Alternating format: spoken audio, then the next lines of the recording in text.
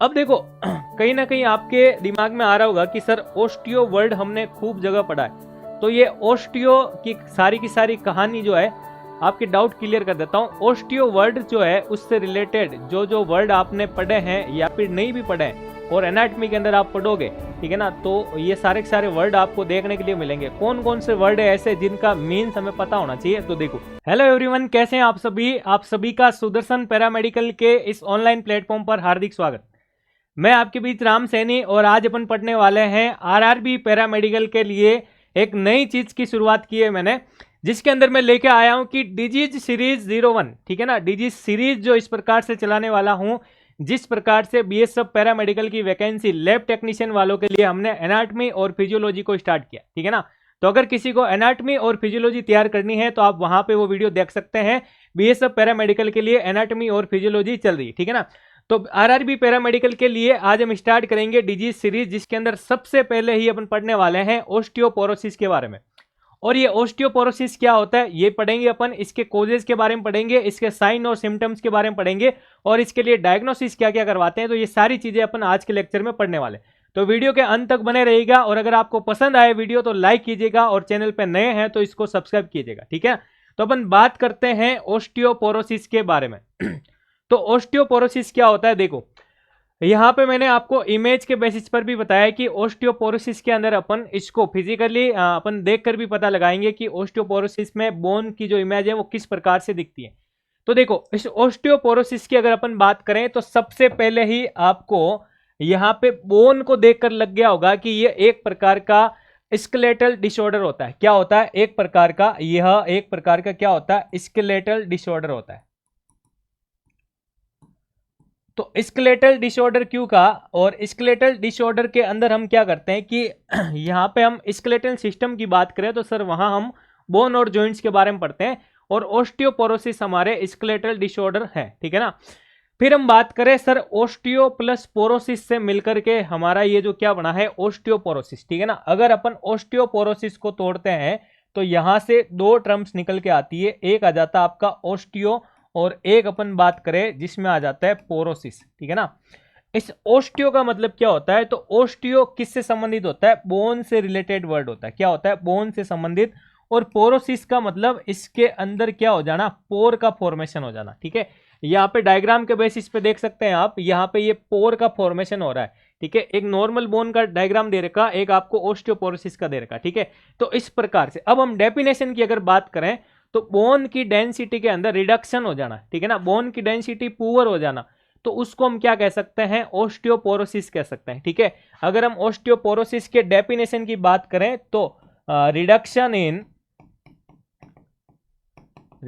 In bone density, bone की density में यानी बोन के घनत्व के अंदर क्या हो जाना? रिडक्शन हो जाना, कमी हो जाना, पुअर हो जाना। अब जब बोन का घनत्व कम हो गया, इसका मतलब जो बोन जिससे मिलकर बनी थी, यानी हमने पढ़ा था कंपोजिशन ऑफ बोन्स, यानी इसके अंदर हम पढ़ते हैं बोन सेल्स के बारे में और कुछ एक्स्ट्रा सेलुलर मटेरियल जिसके अंदर हम ऑर्गेनिक और इनऑर्गेनिक के बारे में पढ़ते हैं। तो कहीं ना कहीं हम बात करें कि इसके कंपोजिशन के अंदर क्या हो जाती है? कंपोजिशन इसका टूटने लग जाता है, ठीक है ना। ऑर्गेनिक इनऑर्गेनिक मटेरियल की बात करें वो कमजोर होने लग जाता है, ठीक है। तो इसकी वजह से यानी हम बोन की डेंसिटी के अंदर रिडक्शन हो जाता है, तो इसकी वजह से क्या हो सकता है? तो इसकी वजह से अगर अपन बात करें तो जो कंपोजिशन ऑफ बोन वाला पार्ट है, यानी बोन की बनावट के अंदर कंपोजिशन ऑफ बोन, ये क्या हो जाता, ये क्या हो सकता है? ये टूट सकती, बोन क्या हो सकती है? टूट सकती। या फिर अपन बात करें इसकी वजह से हमें क्या दिखाई देता है? फ्रैक्चर। और यहाँ पे हमारे पास क्या हो जाते हैं? रिस्क ऑफ फ्रैक्चर के चांसेस क्या हो जाते हैं? इंक्रीज हो जाते हैं, ठीक है ना। रिस्क ऑफ फ्रैक्चर्स के, ठीक है ना, हम बात करें चांसेस जो क्या हो सकते हैं? इंक्रीज हो सकते हैं। किसकी वजह से हो सकते हैं? बोन की डेंसिटी के रिडक्शन होने के कारण। अब हम बात करें ऐसा कब होता है, यानी क्यों हो जाता है, इसके कारण की अगर अपन बात करें, ठीक है। तो देखो अगर हम ओस्टियोपोरोसिस के कोज की बात करें कि क्या क्या कारण इसके हो सकते हैं, तो देखो कोजेज की अगर अपन बात करें यहाँ पे तो इसके कोजेज में आ जाता है अपने, एक तो एजिंग आ जाता है। क्या आ सकता है? एक हम बात करें इसमें एजिंग आ सकता है, या फिर हम कुछ हार्मोन, ठीक है ना, हार्मोन चेंजेज की बात करें तो हार्मोन चेंजेज की वजह से भी हो सकता है। देन हम बात करें कि हमने ये भी पढ़ा है कि हमारे बोन्स के अंदर क्या होता है? कैल्शियम होता है, फॉस्फोरस होता है, ठीक है ना। या फिर हम बात करें कि sir lake of calcium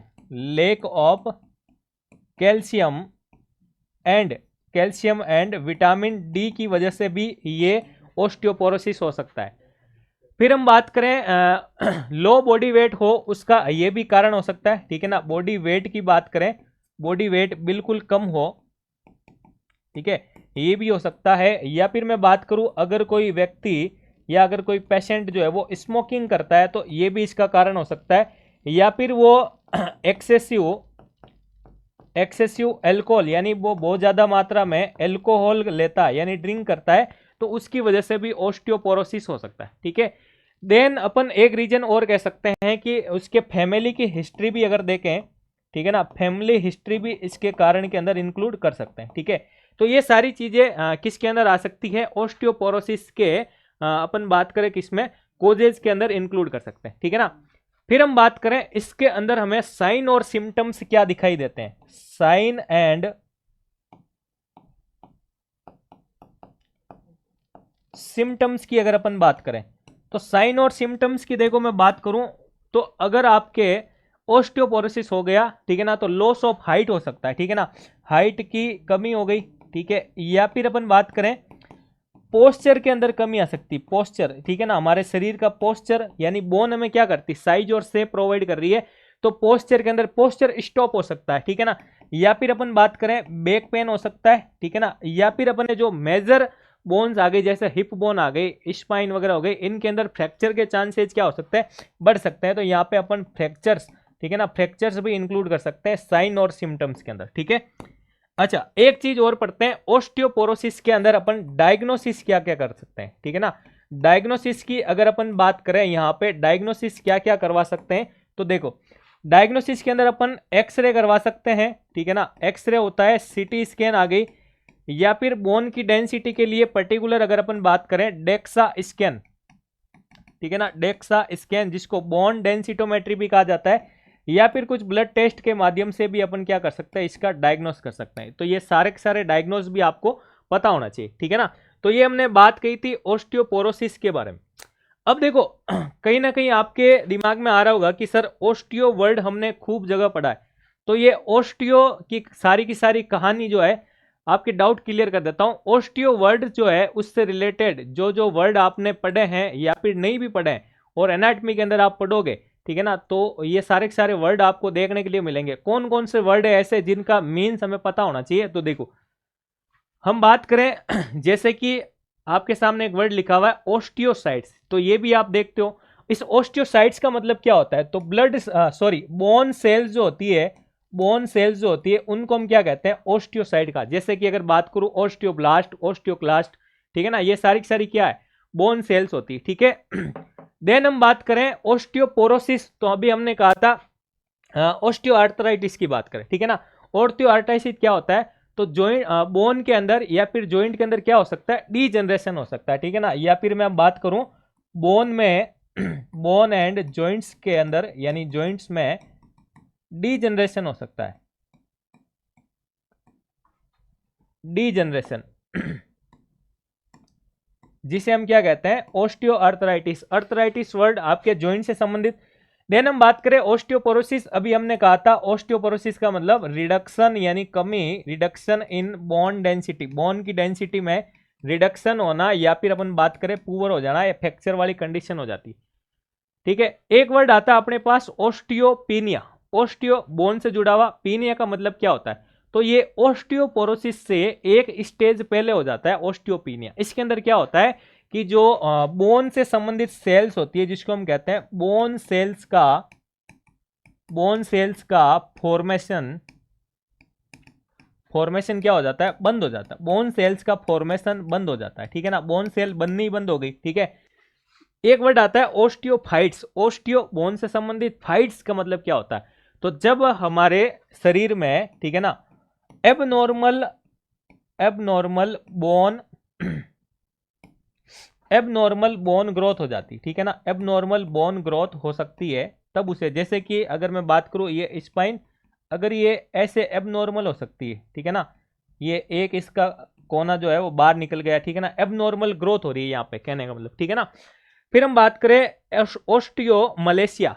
osteomalacia क्या होता है, तो कैल्शियम का लॉस हो जाना, ठीक है ना, कैल्शियम का, बोन के अंदर कैल्शियम का लॉस होना, और कैल्शियम का लॉस हो गया तो क्या हो जाएगा, ठीक है ना, ग्रोथ खत्म हो जाएगी, ठीक है ना, ग्रोथ बंद हो गई। और ऐसा कब होता है, तो ग्रोथ फेज जो होता है अपना किस में होता है, चिल्ड्रन के अंदर, चाइल्ड अवस्था के अंदर, ठीक है। देन हम बात करें ओस्टियोमाइलिटीज के बारे में। माइलिटीज क्या होता है, तो बोन के अंदर कोई इन्फेक्शन हो जाना है, क्या हो जाना, बोन के अंदर इन्फेक्शन की बात करें, ठीक है ना, बोन के अंदर क्या हो जाना, इन्फेक्शन, या फिर हम बात करें इन्फ्लामेशन, क्या हो जाना, इन्फ्लामेशन। एक वर्ड आता है आपके सामने ओस्टियोसार्कोमा, ठीक है ना, और सार्कोमा का मतलब आपको पता होगा, हम बोन कैंसर की बात करें, किसकी बात करें, बोन कैंसर की बात। तो ये ओस्टियो वाले वर्ड भी मैंने आपको इस वीडियो के अंदर बताए। अगर आपको वीडियो पसंद आए तो इसको बिल्कुल लाइक कीजिएगा, शेयर कीजिएगा और सब्सक्राइब कीजिएगा, ठीक है ना। एक विशेष चीज और, अगर आप मेरे इस चैनल पर नए हैं तो मेरे टेलीग्राम चैनल जो है उसको जरूर ज्वाइन करें। यहाँ पे आपको मेडिकल, पैरामेडिकल, नर्सिंग से संबंधित सारी इंफॉर्मेशन और सारे क्लासेज की आपको पीडीएफ भी यहाँ पे अवेलेबल हो जाएगी, ठीक है ना। और अगर आप आरआरबी की तैयारी कर रहे हैं तो सुदर्शन पैरामेडिकल के नाम से हमारा ऐप दे रखा है, ठीक है ना, सुदर्शन पैरामेडिकल के नाम से ऐप दे रखा है, इसको आप डाउनलोड कीजिए और इसको आप विजिट कीजिए, ठीक है ना। यहाँ पे आपको क्या विशेष मिलेगा, तो यहाँ पे मेरे वीडियो लेक्चर्स मिल जाएंगे जिसमें शानदार तरीके से आपको एनाटॉमी, फिजियोलॉजी, पैथोलॉजी और आरआरबी के अंदर रेडियोग्राफी की तैयारी कर रहे हैं तो आपको स्पेशल इन्वेस्टिगेशन ऑफ रेडियोलॉजी, ठीक है ना, थेरेपी का पार्ट, डार्क रूम का पार्ट, रेडियोग्राफी का पार्ट, लैब टेक्नीशियन की कर रहे हैं तो blood bank, haematology, microbiology, biochemistry, ये सारे सिस्टमेटिक वे में इसी प्रकार में मिलेंगे, ठीक है ना। तो इस ऐप को डाउनलोड कीजिएगा। वीडियो लेक्चर के साथ साथ आपको फ्री डेमो भी दे रखा है, ठीक है ना, आप उसको भी देखिएगा। और आपको पीडीएफ कंटेंट्स भी दे रखा है कि आपको किस प्रकार के नोट्स बोथ लैंग्वेज के अंदर चाहिए, वो भी इसके अंदर अवेलेबल है। और टेस्ट सीरीज भी इसके अंदर दे रखी है जिसमें मात्र 2000 MCQs आपको दे रखे हैं जो आरआरबी की तैयारी कर रहे हैं, समझ गया। तो इसको आप डाउनलोड कीजिएगा और विजिट कीजिएगा, ठीक है ना। तो धन्यवाद।